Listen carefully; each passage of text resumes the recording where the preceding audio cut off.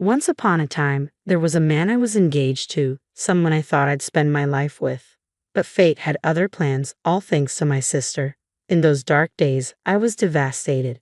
Now, though, I found new joy, and I'm eager to share it with my sister and my ex-fiancé. My name is Catherine. I'm not stunningly beautiful, just an ordinary office worker. But once upon a time, there was a man named Bob who had promised to marry me.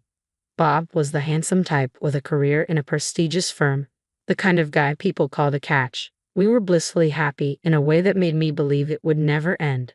But then life's cruelty intervened. I never did marry Bob, all because of my sister. My sister's name is Sophie, and she has always had a keen interest in fashion, which she maintains to this day. Unlike me, Sophie has always been meticulous about her appearance and has always been naturally beautiful. As a result, she attracted attention from boys since middle school and even had a stint as an amateur model for a fashion magazine. Sophie harbored dreams of becoming a professional model. Meanwhile, after graduating from college and settling into a routine job at a regular company, I found myself invited to dinner by a business associate named Bob. Over time, we got to know each other better through these dinners, and unexpectedly, something began to develop between us. That evening, Bob invited me out to dinner after work. I accepted without hesitation, enjoying his company. On our way back, Bob surprised me by confessing his feelings. Though taken aback, I realized I had feelings for him too, and so began our relationship. A year later, Bob proposed, and I happily accepted. Shortly after our engagement, Bob and I visited my parents to share the news. They were delighted, and discussions about wedding plans filled our home with joy. However, not everyone shared in our happiness.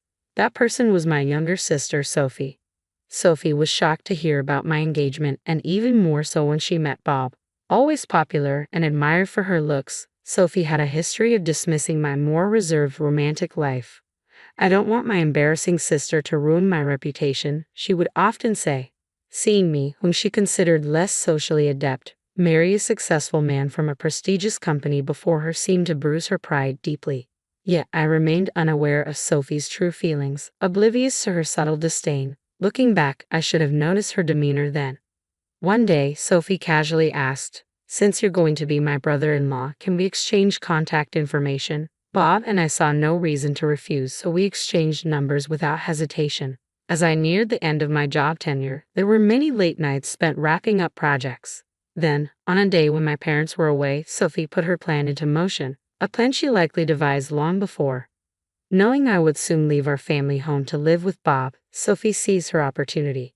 She called Bob, fabricating the story. "Bob, my sister suddenly came home sick. Our parents are out of town, and I'm feeling uneasy being alone. Could you come over?" Deceived by her ruse, Bob, who was just finishing work, rushed to our house without suspecting anything amiss. I rushed over because I heard Catherine was ill. "Where is she?"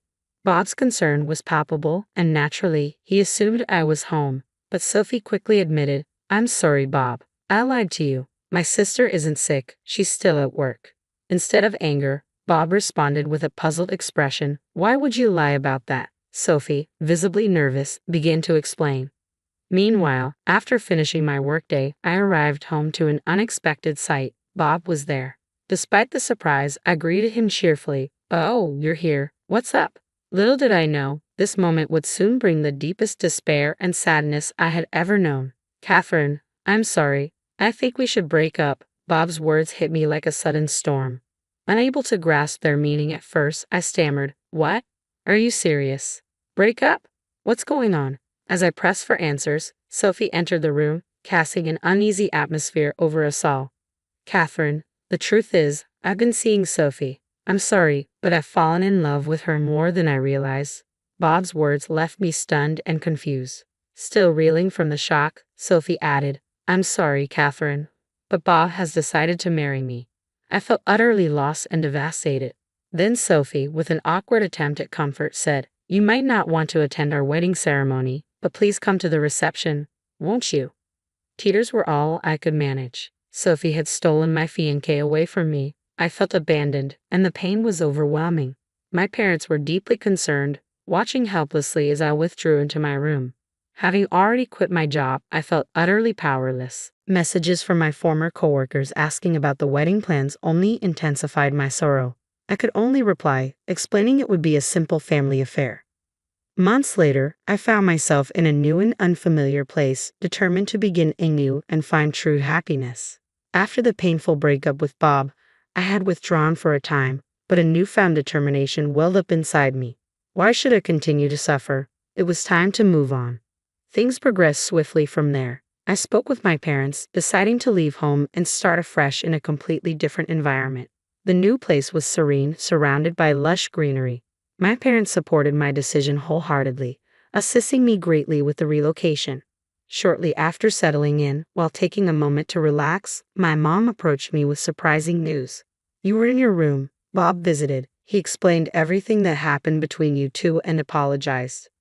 I couldn't fathom why my parents were apologizing. What Bob had done was beyond forgiveness. Yet there they were, even kneeling in remorse.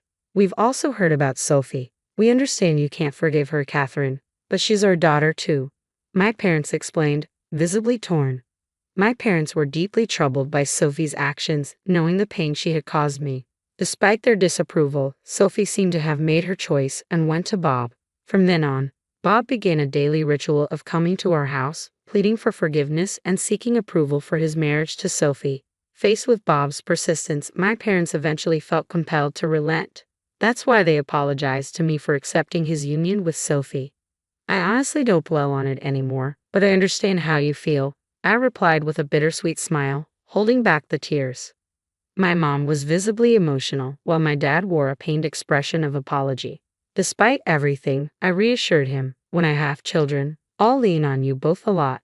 Their faces softened into smiles at my words. Mom, still teary-eyed, added, "Don't hesitate to reach out if you need anything." As I settled into my new life and found some peace of mind, I began working at a cozy little restaurant. The team was small, but the atmosphere was bright and welcoming, which I appreciated greatly. The banter among the staff, especially the teasing directed at the manager Steve, added to the warmth of the place. A few months into my job, a pivotal event unfolded that would shape my future. It happened one evening as Steve offered me a ride home after work and confessed his feelings for me. I was taken aback and uncertain. Steve was genuinely a good guy, kind-hearted with both charm and a friendly demeanor that appealed to many. Yet I couldn't shake off the past hurt that still lingered within me. I feared the possibility of facing abandonment once again. Steve seemed to sense my hesitation and assured me there was no rush for an answer before heading home for the day. Despite the initial awkwardness, the familiar camaraderie with the part-time staff and Steve's kindness helped ease my worries. Deep down, I felt my heart had already made a decision. During a break, I discovered something about Steve's past. It turned out he had been betrayed by someone he had been dating and had a rough experience at his previous workplace before joining the restaurant. We shared a similar pain of betrayal by those we trusted. That day, I chose to accompany Steve home to listen to this story. Along the way, he opened up about his past. He had previously managed a store, but due to certain events, the store lost credibility and eventually closed down. Steve bore the brunt of the blame and lost his job as a result. After hearing Steve's story, I felt compelled to share my own reasons for being at the restaurant. When I finished, Steve looked at me kindly and said, "You've been incredibly strong." His words meant the world to me, acknowledging my resilience despite the pain I'd endured. It was exactly what I needed to hear. I did my best. Despite being betrayed by someone I loved, I managed to pick myself up, I confess, acknowledging the difficulty of my journey. To which I added sincerely, "You've done amazingly well too." Steve's smile grew wider, and in that moment, I found the courage to respond to his earlier confession. "Since that day, I might be a handful, but I hope you'll be patient with me," I told him. From then on, the teasing from the part-timers at the restaurant increased, but it was all in good spirit. "Congratulations. Wishing you both a lifetime of happiness." They cheered, genuinely happy for us. "That's a bit premature. There's a right time for that line, and it'll come around again. When it does, you'd better let me say it," Steve teased, a bit flustered as I laughed along with everyone else. It was a moment of pure joy, a typical day in our lives, until things took a turn. For the second time in my life, I was proposed to. Without hesitation, I accepted, determined to find lasting happiness this time. I believed Steve was the one who could truly make me happy. I visited my parents' house for the first time in a while to share the news, and they were overjoyed. Opening up about Steve, I felt their support as they said, "Please make our daughter happy. We trust you." "I will make Catherine happy," he asserted confidently. After chatting for a while, my dad hesitated before sharing, "Sophie and Bob are going to get married." He mentioned that an invitation might arrive, but insisted I needn't worry about it. Truthfully, I wasn't bothered. I was too wrapped up in my own happiness. In fact, I wanted to celebrate it openly. When I expressed this to my parents, they responded warmly, "If Catherine feels that way, then we trust your judgment." Sure enough, a few days later, an invitation to Sophie's wedding arrived. I decided we would attend together. Dave and I had opted for a simple legal marriage due to Sophie's impending wedding. We felt it would be less overwhelming for our parents and relatives to stagger our celebrations. We promised ourselves a proper wedding ceremony once things had settled down. On the date of Sophie's wedding, Steve and I arrived together at the venue. It had been a while since we had seen Sophie and Bob. Bob appeared weary, and there was a tension in the air as we exchanged greetings and introductions with family. When I proudly introduced Steve as my husband, Sophie's reaction was visibly surprised, etching the moment into memory. During the event, I found myself wanting to ask Bob about what had transpired between him and Sophie on the day when neither my parents nor I were present. Bob initially hesitated but eventually began to confide in me. According to him, when Sophie called him that day and informed him falsely that I was suddenly ill, Bob decided to wait for me. Sophie then arrived with strong drinks, coaxing him to indulge. Despite not being a heavy drinker, Bob had a few too many and became intoxicated. In his vulnerable state, Sophie took advantage of the situation, seducing him. Bob admitted that Sophie's beauty and allure played a role in clouding his judgment. Despite our engagement, he succumbed to temptation, and from then on, his attention began to drift towards Sophie. After hearing Bob's confession, his repeated apologies seemed insignificant to me. Honestly, I felt indifferent. What mattered most was finally knowing the truth. Meanwhile, Steve and Sophie were engaged in a conversation nearby. I was curious about their discussion but decided to inquire later, considering Sophie's upcoming wedding. On our way home, I couldn't resist asking Steve, "Were you upset when you were talking to Sophie?" Steve sighed. "As I mentioned before, she's my ex who betrayed me. But that's not all. She's also the reason I lost my job." I was taken aback. It felt like such a small world, and learning that Sophie was directly responsible for the closure of Steve's shop added another layer of shock. I delved deeper into the situation. It turned out that a few months into Sophie's relationship with Steve, she had an affair with a designer. Sophie believed dating someone in the modeling industry would be more advantageous, despite already being with Steve. When Steve discovered this by chance, he understandably confronted Sophie. However, instead of remorse, Sophie became angry and the relationship ended abruptly. Sophie's anger didn't dissipate. She went further, fabricating a fake photo of foreign objects and dishes from Steve's restaurant and shared it on social media. Given her modeling career, she had a substantial following, and the photos quickly went viral. The negative publicity reached Steve's boss, who had entrusted the business to him amid declining profits. The resulting closure of the restaurant led to Steve losing his job, with him unfairly shouldering the blame. Steve harbored deep resentment over the incident. Not knowing the true culprit behind the fabricated photo, he was left without a target for his anger. Amidst the turmoil, Steve finally discovered the truth during a casual drink with a friend. His girlfriend's friend had seen Sophie boasting on social media about causing the closure of a restaurant. Unaware that the restaurant belonged to Steve, the friend relayed this information to Steve.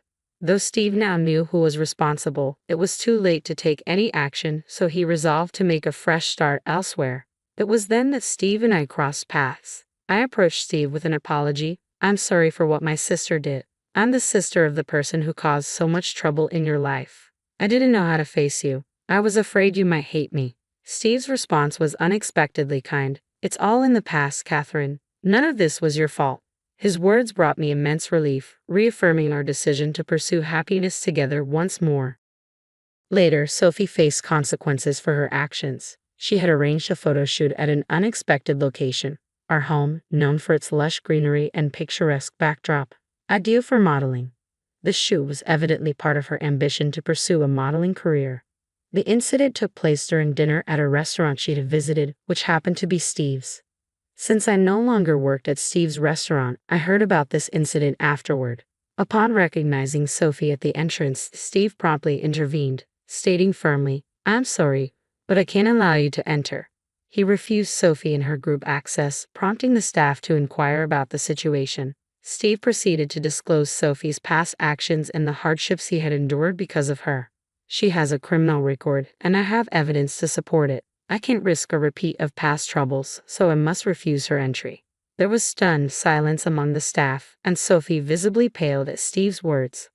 Moreover, Steve declared his intention to inform the president of the company where Sophie was poised to start about her troubled history. The individual who had scouted Sophie was taken aback and urged Steve to reconsider, but Steve remained resolute in his decision. As a result, Sophie's scheduled photoshoot was canceled, and news of the incident spread throughout the industry, shattering her aspirations of becoming a model. No one wanted to associate with someone who had caused such a significant scandal in the past. Adding to this, I learned from my mom that Bob's company had been experiencing declining performance lately, and he was now under consideration for demotion. She appeared concerned about what the future held for both of them. Despite the tumultuous events, Steve and I continued to enjoy our days together happily. Today marks the eve of our long-awaited wedding. We've both overcome challenges in the past, but now we're filled with joy. There's also a new life growing within me. Congratulations. Wishing you a lifetime of happiness. The staff from the restaurant where we first met cheerfully repeat this familiar phrase. Thank you, I respond gratefully, stating before everyone, I pledge to cherish our family always and to seek happiness forevermore.